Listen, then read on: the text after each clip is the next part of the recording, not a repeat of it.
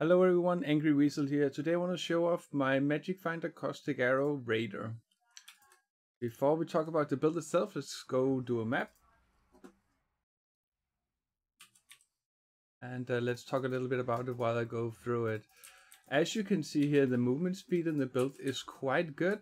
And that's basically why I chose Raider.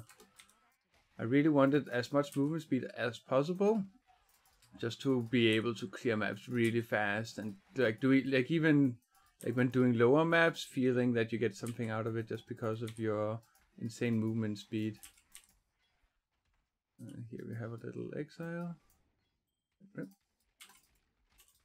So right now I'm just for MF gear, I'm wearing Hibiscus, and other than that I have 91 rarity. Of course you could go higher, but I felt because I play on hardcore I need both defense and offense, so I tried to balance it as well as I could, and I felt like this was a pretty good place to have it at. My DPS right now at full life is 51k, 51.5k, and you heard me right, on full life I use the damage on full life since it works for all damage types now, as long as it's an attack. And it's basically one of the best gems to use at all.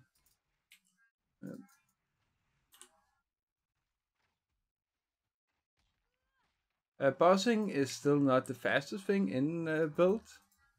It is doable for sure, but again, it's not there yet. You can push this build to do bosses really well as well, but since I went MF and since I'm playing on hardcore, I had to do some altercations just to get my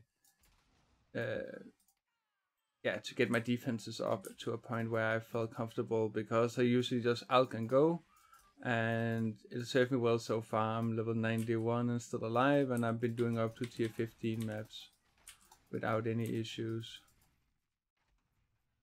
Let's see why we do this, if I can put it on defense. So I have 74% evasion, as you can see, with my flasks up, and I also have 46% dodge and 40% spell dodge. There we go, harping it down. Okay, so let's go talk a little bit of how I build this build.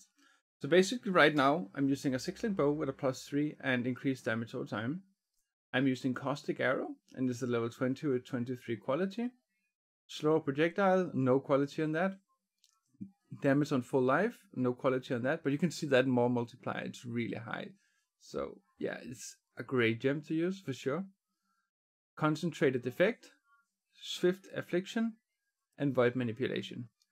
Now, I have a level 2 in power, but it's actually worse than slow projectiles. I would have to get a level 3 in power to get it to have more DPS. So until you get a level 3 in power, it's not worth using. Unless, I guess, if you're doing like a desecrated ground map, it could be worth instead of damage on full life, since there's often you won't be on full life, but I haven't really noticed it, so I haven't really bothered to switch it out for that, but that could be a possibility. I'm using Wigwall's quills. It actually is pretty nice. There's sometimes I have to shoot an extra time after a pack, but it's not really a big issue, and it gives a nice damage boost. So I liked it. It was pretty expensive, even though I'm not really sure how many builds is actually using it. But yeah, it was worth it for me, I feel. And then our Hibiscus, of course, since we are magic finding. I have this rare helmet, and I was really lucky on the Mercy Lab that I got vulnerability curse effect on it, so that was kind of lucky. So we have some rarity life on it and some extra evasion, since we have Queen of the Forest on. So the more evasion I have, the more movement speed I have. Now I also get evasion from my frenzy charges and movement speed. So, but this is just without anything.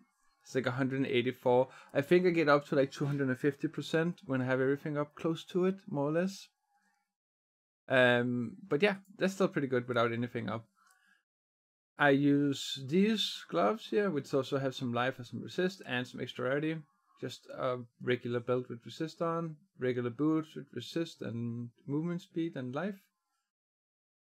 Like this ring here, I've got it rolls with some extra chaos damage. and this is just a normal ring with resists. So most of the gear, like the bow of course on hardcore was about 50 KS for the 6-link itself, then another 50 KS or so to craft it. About 100 KS for the rig walls. I paid 50 KS for the biscuits, but I know they've gone up in price since then, so they might be even more expensive now for a decent roll. The chest costs like 2 KS for a decent roll, and I think I paid 4 KS for the helmet, 4 KS for the gloves, and 25 KS I think I paid for the boot, which I thought was quite a good deal. I found this belt myself, but I would assume it's also around like between 15 and 20 KS. I crafted this ring myself. This is nothing special. I was so sad when I saw it and saw the live, but yeah. Again, the rings is just whatever. So yeah, you should look around like 250 KS or so, and you should have the build ready and go. I did buy an Enlighten because he used Blasphemy earlier on, but when I actually got the Witchfire Brew, I completely went away from it. I still use it since, you know, I have it and I might as well have some more mana. It's always nice. Now, as I said before, we have over 50k DPS right now. I did check it out in Path of Building, so if we get the last DPS points here, we could push it up, and with like level 4 in power, level 21 caustic arrow, and using Cerebrum chest, we could get up to like 95k cloud DPS, and that's without vulnerability, anything on that. So you could actually get it to a really good spot where like even bosses will melt. Of course, it might not be the best T16 clear, but up to tier 16, it shouldn't be no issue if you actually go full on DPS. I wouldn't for hardcore, if you want to go full DPS, I wouldn't advise going to Cerebrum though. I would probably take a Combs Heart. It wouldn't be the major DPS loss, it would just be, you know, you could feel the DPS loss of course, but as you see my life right now, I could maybe, if I get like perfect gear, lose the Biscos, maybe get to 5.7. But that's really not reliable. If you want to start doing bosses on T15, you kind of want, you know, at least up to like 7k life. So a Combs Heart would be necessary for that, but I didn't really make this build for that. So I made this build to do up to like T13s and other maps like that, but not really do bossing. I have done the shape race courses with this build. I just can't do too many damage mods on it because the bosses is a little bit sketchy since I have to fight them for a while. But it's doable for sure, and it's not like it takes several minutes. It maybe takes me like a minute to kill them, which of course if you're doing a speed building, it's not the best thing.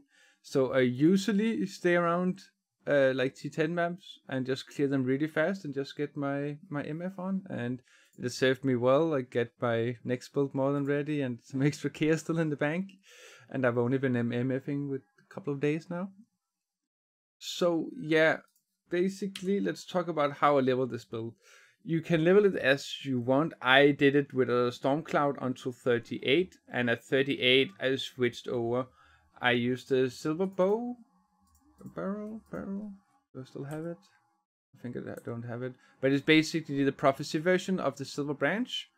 So you get a +2 on that, and I just used a 5-link for that until I got my 6-link. At 38, we get the decay, which you can combo with essence drain. So you have essence drain, decay, and then I would say efficacy and swift affliction would probably be the best thing, but no, actually void manipulation might be better. So void manipulation, efficacy, decay, and just use those in a 4-link, and you'll be good to go. Bosses will melt easy and fast, and you'll have a good time. For the Raider start, I started out with Way of the Poacher and then took Avatar of Slaughter. You can, if you want extra defense for maps early on, you can go Avatar Veil if you don't think you can go into Uber Lab soon enough. But I just went with this and got a Uber Lab boost and got this cleared off. And basically, I started out going this way, and then later on I went out of these nodes to go through the life here instead. And that's basically because I have so much area to cover. I wanted the AoE up here. I even still kind of want this, but still wanted a little bit more life. So I'm still like, every time I get a level, like, should I get it now? But yeah, the AoE is really good, especially if you have big walls quills, because you want as much coverage as possible.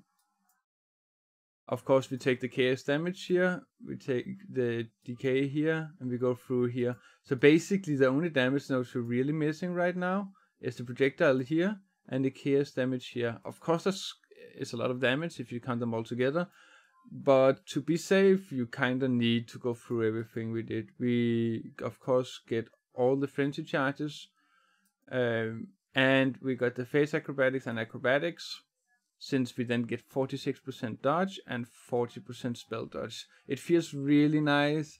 The only things that kind of scares me sometimes is the archers, since sometimes if you get the sextant with lightning mobs, they can just stack up really much. But even though I've run in between all of them, I still survived because the dodge is like 40% of them. So still running and doing good. But yeah, just Stormcloud until 38. I would also, until you get Wigwalls, I would take piercing shots, and you take it quite early. So piercing shots for sure until you can get Wigwalls. Wigwalls is just a huge DPS upgrade, and the coverage is also really good. Sometimes people on my stream say, you have to shoot several times. If you just pierce them, they go through the pack. Yeah, but Wigwalls on the other hand can like hit 2 packs that is not even close to each other. So sometimes I kill a pack and then I move forward and I see another pack also dead.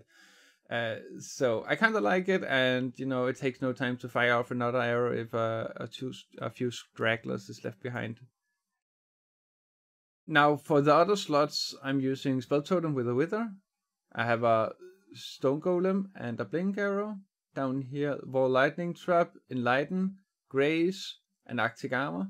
You don't really need Enlighten, as you can see here. You still have more than enough mana free. I just had it because at the start, before I got the Witchfire Flask, I used a Temp Chains on Blasphemy, and I definitely needed it there. But I don't really feel I need it. It's so few times the mobs actually hit me. It's like a drive-by all the time. I run up to the mobs and kill them before they even knew what happened, and I'm already at the next screen. So it's a lot of fun. I had a friend of mine trying to join for map yesterday, and like after 10 seconds he just left the map and said he couldn't keep up with that. There's no way. So it's a lot of fun. The only downside I will say is whenever you play another build that isn't as fast as this, it's gonna feel like you have permanent temp chains on. So be prepared for that. You're gonna feel really slow on other characters. But that is the only downside really. So if you're looking for a build to do like your lower or your starter like T11 maps or something like that, and just MFing and having a good time, this is the build for you. I feel like it's just really fun and exciting just to run around and see so much loot dropping all the time. I hope you guys enjoyed this. If you did, hit me up with a follow, and I'll see you again next time. I'll make sure to link the tree below. So I'll link the complete tree, and I'll link the leveling tree as well. So yeah, you guys have a great day. Bye.